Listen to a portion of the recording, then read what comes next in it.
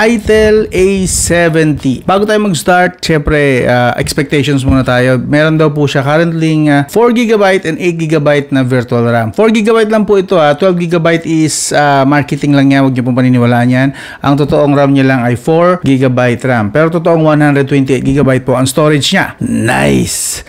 At ito po ay 6.6 inch with dynamic bar. Itong dynamic bar, kung di ako nagkakamali, is parang sa iPhone. Basta nakita ko sa kanyang marketing posters. Pwede siyang magmukhang iPhone. Well, so far, sa nakikita natin, sa camera pala mukha na ng iPhone. So, pag nagkataon, ito yung tinatawag na ultra budget na iPhone. At least siguro sa itsura lang. Other details for expectations ulit. 13 megapixel po yung kanyang main camera. 5,000 mAh big battery with Type-C. Good. Type-C siya kahit na budget. Advanced octa-core processor. No, this is not actually.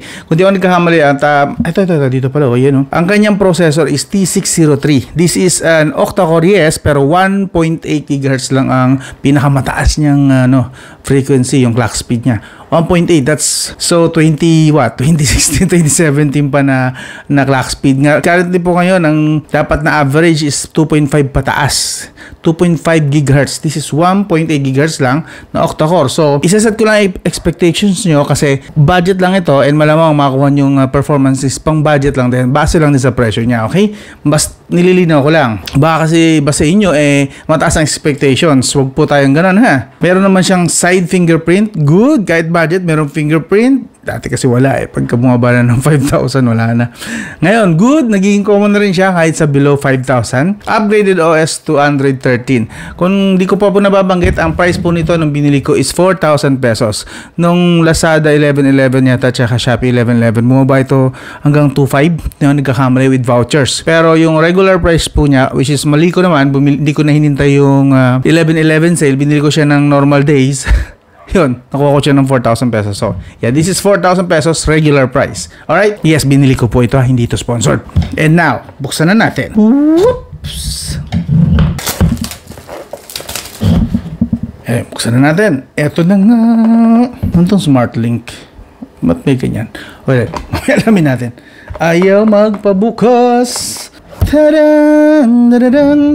Oh, yung ganda ng Ganda ng ginamit nilang tema ng pang pagbubukas pa lang 128GB plus 12GB umano. Pero 4GB lang po talaga yan Wala na iba nakasulat dito na pwede ko idagdag pero maganda yung kanyang print. Font. Tabi muna natin bagya. Focus muna tayo sa laman ng box na kasama niya para hindi tayo babalik mamaya. Meron tayong literatures. Of course, di mawawala yan. Uy, eto, maganda yan. Ganyan. Hindi yung transparent. Actually, parang sa iPhone din, pati jelly case. Ulala. Sinong hindi magkakamaling iPhone to pag bit-bit mo to? Pati jelly case pang iPhone.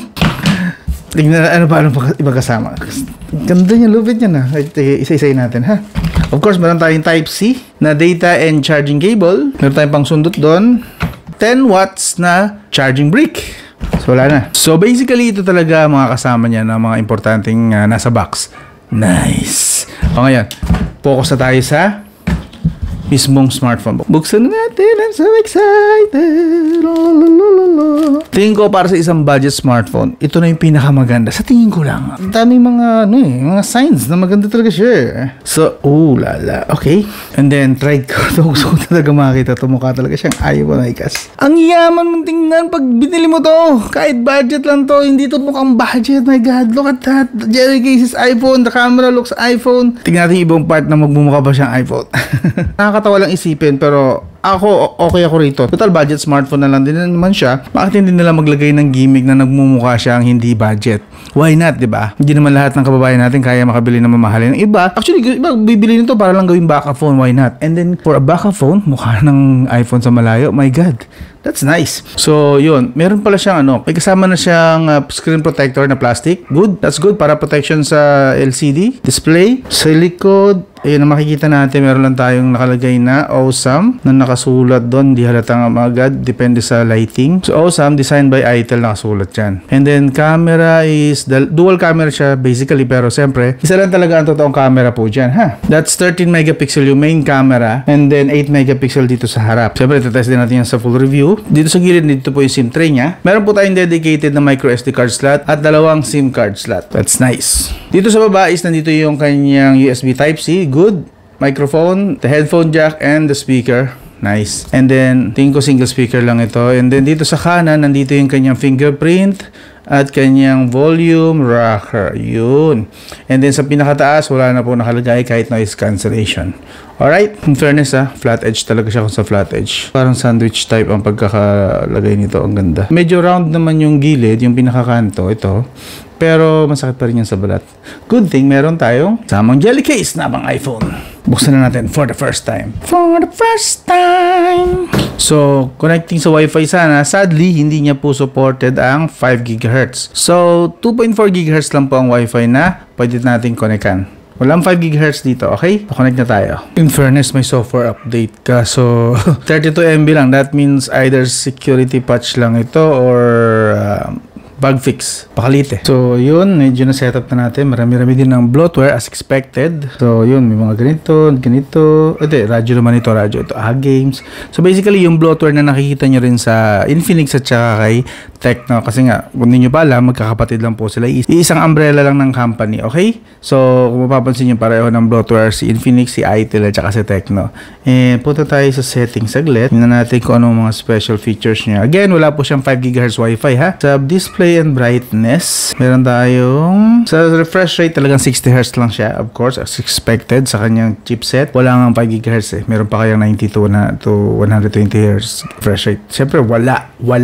So yun lang yung basic niya sa tapos I'm not sure kung pwede rin to sa gesture kasi out of the box navigation sa baba lang ang meron siya. Wala siyang gesture na pinakita sa akin na pagpipilian. Special function, M-Fusion. So yun, ito yung sinasabi nila na pwede mong isagad hanggang 8GB kaya magmumukha siyang 12GB RAM. But that's not helpful kasi kapag kung ang tingin nyo sa virtual RAM ay for gaming. Hindi po pwede sa gaming virtual RAM. Goods ang virtual RAM for multitasking sa mga light apps.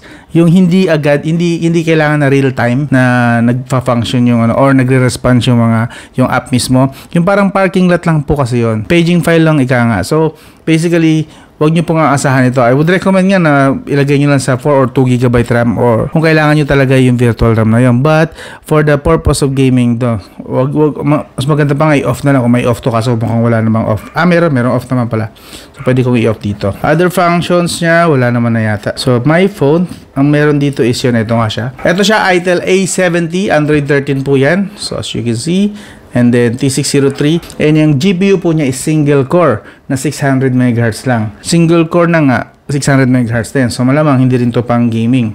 Alright? So basically, wag nyo pong bibilin to for that purpose. Sinasabi ko po yung ganyan details para hindi po kayo umasa. Bumili nito, magpa-auto kung sino man ang magbebenta sa inyo nito. Sasabihin, pwede itong pang gaming. Yes, makaka-open naman to ng game, makakapag-run ng game, but hindi po ito ideal for gaming. Makakaranas talaga kayo dito ng frame drops, malamang lag din, yung delay sa mga sa spans ng internet, so on and so forth. So hindi malayo yun. Sa umpisa siguro smooth. Siyempre, hindi pa nag-iinit yung unit. Pero pag nag-init na or nagtatrabaho na, so nung mabot na kayo ng 1 hour, 2 hours, 3 hours, nararamdaman nyo na yun na hindi talaga siya designed for gaming. The good part is 128GB na yung storage niya. Good. At least kahit paano, hindi na masyadong nakikita natin ng 64GB sa mga budget phone. Kasi talaga, maganda na 128GB para hindi nagiging problemado ang users kung ilang apps lang at games ang kaya niyang i-install. At isa 128GB, marami-rami. And since low powered lang siya, I'm sure ilalagay niyo lang dito mga small games lang, which is marami-rami nga talaga kayo may ilalagay kasi mga small and light games and apps lang pwede niyo ilagay talaga rito.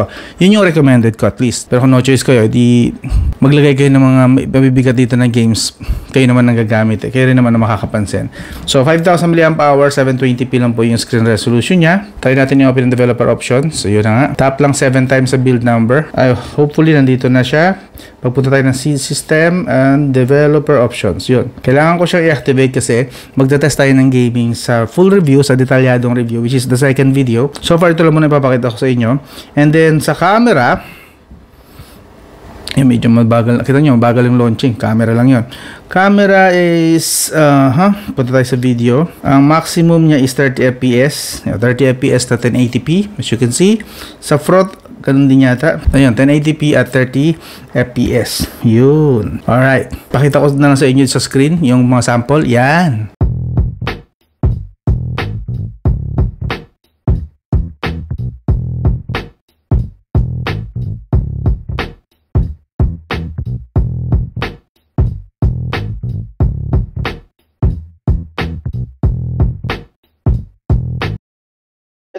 pong front camera ng smartphone na to, 8 megapixel lang po ito. And kung mapapansin nyo, naka 1080p at 30 fps tayo, pero parang medyo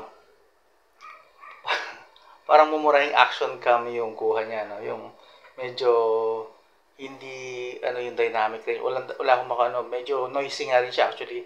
Hindi naman super low light ito, pero semi low light lang naman kasi walang ilaw, medyo pahapon na rin, alas stress na, so parang hirap siya sa kahit na hindi masyadong madilim naman na liwanagan naman technically, yan ang liwanag yun.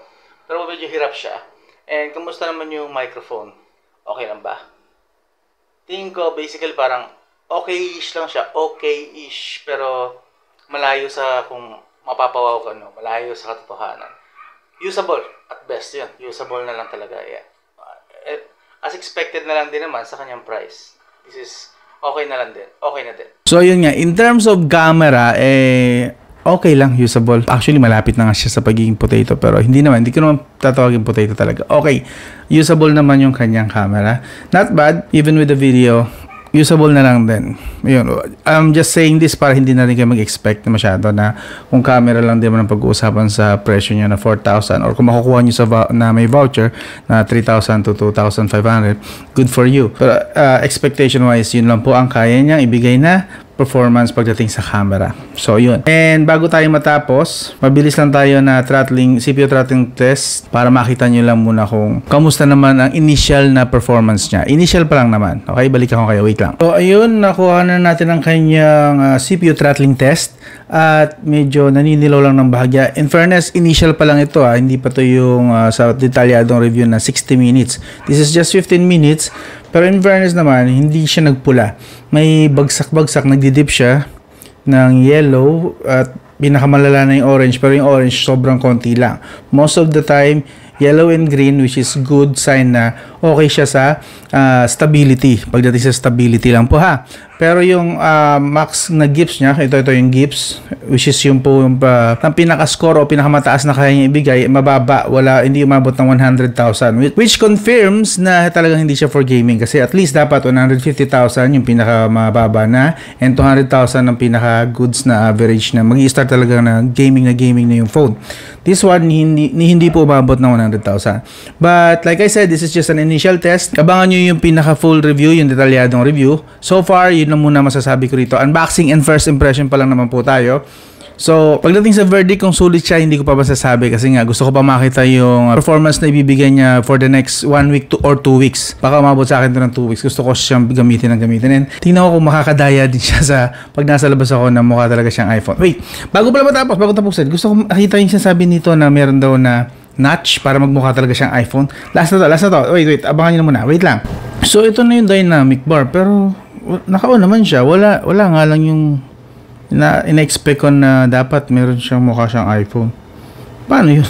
Face unlock, background call, charging animation, charge completion. Yun lang, wala namang ibang nakalagay dito. Pag in-off ko, wala. So what's the dynamic bar for? Ito yung hinahanap ko. Yan yung ganyan, parang mukha siyang iPhone. Yung notch na yan, wala. Hindi ko mahanap. Anyway, balikan ko na lang kayo after yung sa detalyadong review na lang. Hanapin ko kung paano ma-access yan. Hindi ko mahanap yun. Dito na ako sa dynamic bar pero wala, ayaw. So, yan. Wala eh. Anyway, hanapin ko na lang muna. Hindi ko mahanap yung gusto ko yung kagaya sa iPhone. Gusto ko lang makita. Okay, hindi ko masasabi na talagang yun ang pampaganda diyan, pero kung nandiyan yan, edi why not gamitin, di ba? Para gimmick ba? Kung gimmick man yan, okay lang. Maganda naman siguro. May functionality naman yan, I'm sure. Kagaya sa ginawa ng iPhone. Alright? Anyway, hanggang doon na lang. Abangan nyo na lang muna yung detalyadong review. Suggest na lang kayo sa comment section na mga gusto nyo gawin natin test pa or anything. I don't know kung ano bang gusto nyo malaman about dito sa itel A70 na to, na smartphone. Hanggang doon na lang. This is Cotman. I'll talk to you again soon.